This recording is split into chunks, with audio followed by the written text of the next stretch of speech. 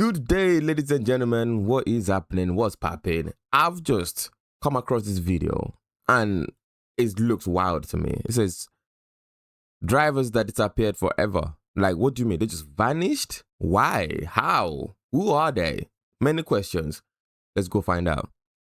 In this video, we touch on the mysterious disappearances of 5 specific NASCAR drivers. One day they suddenly stopped racing without anyone noticing, and I had to dive deep into the internet to find out any current information that possibly existed on their statuses. Who can tell me if you know a famous Australian? The most notable Australian NASCAR driver was Marcos Ambrose. Just before moving to the United States to join NASCAR, his previous seasons as an Australian V8 supercar driver looked something like this. 2003. Boom, champion. 2004, boom, champion again. So clearly this guy could race supercars and do so exceptionally well. So what would it really hurt to try his hand at NASCAR? Well, Ambrose immediately was considered as a road course specialist, and he backed it up with his outlying notable finishes in those types of races. The original SVG, is that the case? And while he was never a threat to win on any of NASCAR's ovals, trips to Watkins Glen or Sonoma meant that it was Ambrose's time to shine. But in 2015, Ambrose left so suddenly. So what exactly happened after NASCAR? Well, according to this Wikipedia article, we can find out that he actually went back to race V8 supercars for Roger Penske. But upon his return to the series, things went the complete opposite way from how he left it. I mean, it looks so much more older at that point. Maybe his age just caught up with him and decided to retire silently.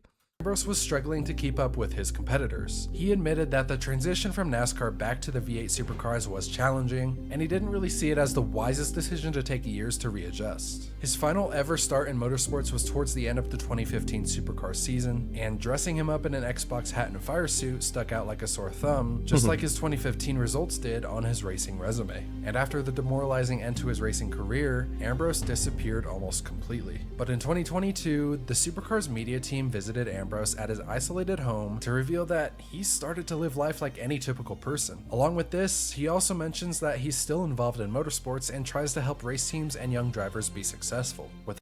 This is what I was saying about all these rich people that don't bloody retire. When it gets to a certain point, just retire, have your mansion, enjoy life.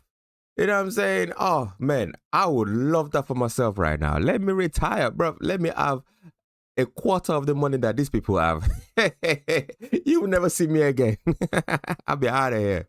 Without this video, we may never have known where Marcos Ambrose would be today. After winning a Daytona 500, your next sights would be set on winning a Cup Series championship, right? Well, not exactly for this driver. Trevor Bayne won the second Cup race he ever started in, which also happened to be a Daytona 500 on the weekend of his 20th birthday. And after 4 seasons of running for the Wood Brothers part-time, he'd finally run a full season with Jack Roush in 2015. But things didn't exactly get much better, because in the next 3 seasons, his average Cup finish was lower than 20th place. What the hell happened between him winning Daytona 500 and the following year? What the hell was that about? You won your second race, which happened to be Daytona 500, a big one. Some drivers are out here winning championships, winning everything, but they've never won the Daytona 500. And you won it in your second race? And then you become less than 20th position. You know what I'm saying? Oh my gosh. What the hell kind of luck did he have to win that Daytona 500? Did everybody crash and he just was the last person left on the track or something? That's wild. In 2018, Bayne was demoted to a part-time schedule, and he shared his number 6 car with Matt Kenseth for select races. As a result of this, Trevor Bayne may have started to lose his confidence, and he certainly lost the passion he once had for being a race car driver. I'm a competitive person, I like to compete. I'm a competitive person and I want to be in the car every week. After the 2018 season, he disappeared from the NASCAR scene entirely. After the 2018 season, I like to compete. But at this point, Matt Kenseth is already like old and was retiring, right? So why the hell would they give? This whole thing is crazy to me. Like the shared ownership of a car. It was already out. He's already done his bit, and he was winding down, I suppose. But they have a new driver that could carry on.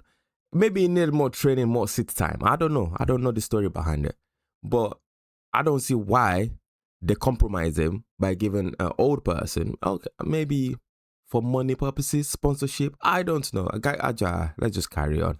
I'm a competitive person and I don't want to be in the car every week. After the 2018 season, he disappeared from the NASCAR scene entirely. He seemed to be done pursuing a career in NASCAR altogether, because in 2019, he opened his own coffee shop called Mahalo Coffee Roasters in Tennessee. But maybe a break was all that was needed, because Bayne was offered a seat in the Nice Motorsports entry in the Truck Series to replace Ty Majeski. And after this, Bayne continued racing on a deal-by-deal basis and ran part-time for JGR's Xfinity Series team in 2022. In this role, he finished in the top 10 in all but 2 of his races. A lot of NASCAR fans started to get the sense that Bayne was back to his former 2011 self. But arguably the strangest part is, he's not been seen in another NASCAR race since November of 2022. And it's not even certain what Trevor Bayne is up to right now, but the most recent update we have is when he appeared on SiriusXM NASCAR Radio in February, where he talked about one of his best friends in the sport, Ricky Stenhouse Jr., winning the Daytona 500. I've always looked up to NASCAR drivers and dreamed of having my very own sponsors just like them. No, this can't be real. This outfit, this pink outfit can't be real. Was this actually legit? Or was it just for promotional purposes? I looked up to NASCAR drivers and dreamed of. Oh my God, Hello Kitty or something, whatever that is. That is painful. That is painful to see. What the hell? Oh, this is back in the days when they actually have spoilers. Do you know what? I've never actually noticed the cars on the road with the spoilers on them. I know they talk about it. I've heard of them a couple of times. Never really seen them. That looks crazy on a NASCAR car. It looks like something from a, JDM or something. Having my very own sponsors just like them. Thankfully today, my God, shout out to Manscaped because they sent their Performance Package 4.0 my way, and these are my favorite things inside of it. This is the Lawnmower 4.0 body make sure trimmer. You shave your balls, with advanced skin. In the 2010s, any driver who was fortunate enough to drive for Roush Fenway Racing's Nationwide Series team was able to put up solid results, and Ryan Reed was really not much different. Reed won 2 Xfinity Series races and found the majority of his success in 2016, 2017, and 2018 by finishing in the top 10 8 times more often than he did in the previous 3 seasons. Nice. Back in 2011, Ryan Reed was diagnosed with type 1 diabetes, and he was told that he would never race again. But a short 5 years later, he made his only start in NASCAR's most prestigious series, the Cup Series. I want to know how the hell does that affect your driving abilities? Is racing affecting your sugar levels? I don't know. That is mental. And at Talladega. But after this one race, he would never make another Cup start for the rest of his career. If we fast forward to 2018, Reed's longtime sponsor Lilly Diabetes ended their NASCAR sponsorship. And by complete coincidence, at the same exact time, Roush decided to close operations for their wildly successful Xfinity Series team due to lack of sponsorship. In the blink of an eye, Ryan Reed ended up with nothing. So what did he do? Well, Reed's route was similar to Trevor Bayne's in the sense that he was searching for NASCAR rides on a deal-to-deal basis, and since his team shut down, he's been able to race in 4 Truck Series races, with the last one being in 2021. Nowadays, Ryan occasionally posts to his Twitter account where he talks about the sports he's been watching and more, but when you think of NASCAR drivers that quietly vanished out of the NASCAR scene, Ryan Reed is among the most notable. Sam Hornish Jr. was a 3-time IndyCar champion who came to try his hand at NASCAR, and he was most recently— Excuse me, 3 times champion. Okay. So I could imagine what's happened to him as well. He's moved on to NASCAR. He didn't do too great. He just finally retired because he was probably already old. Let me guess. remembered for his time taking over the number 9 for Marcos Ambrose. He actually hung around in NASCAR for a long time despite only actually racing 3 full-time seasons. And if you look down to the Xfinity Series, there's arguably much more to talk about. 2012 and 2013 were by far his best seasons, but with that being said, he would lose the championship to Austin Dillon by only 3 points. And even though he would just narrowly miss out, he would still gather 5 whole wins in the series. In 2017, Hornish dominated an entire race at Mid-Ohio by starting on the pole, leading 62 of the 75 laps, and winning the race. But only 12 weeks later, he wound up making his final NASCAR start ever, where he finished in 2nd. It's fair to assume that after he was released from Richard Petty's Cup team in 2015, that he only really wanted to race in equipment that could compete. But he ended on a high. I don't see nothing wrong with that. Last race in 2nd place, don't want to drive a shitty car. Hell yeah, my guy. Hell the fuck yeah. It's still been more than 5 years since Hornish has raced anything competitive. So where is he now? Luckily, NASCAR caught up to him in 2021 to find out. And it turns out, Sam Hornish isn't actually retired from racing. Sure, he might be living a relatively normal life right now, but if he was presented with the right opportunity, he would absolutely be tempted to take it. And according to this interview published by NASCAR, would it be a good idea to take a racing in the top level again after so many years away? I don't feel like they would be able to keep up with the youngins, the people that have been doing it day in, day out, the proper one. You know what I'm saying? he's been working for his family's trucking company, dabbling in some real estate investing, making that and money. sometimes even working as a substitute school teacher. I don't know about you guys, but I found the last one pretty surprising. Ever since Carl Edwards wrecked and lost the championship in his final ever NASCAR start, he disappeared until January 17th, 2017, where he would give a brief retirement speech. And after this day, he would go into something that I would compare to Aaron Rodgers' darkness retreat. To our knowledge, he sat in complete isolation with his family back in Missouri, did some unannounced traveling, and almost completely cut off any prior connections he had dating back to his NASCAR days. Wow, It would be that's over extreme. a full year until we would hear another word from Edwards himself.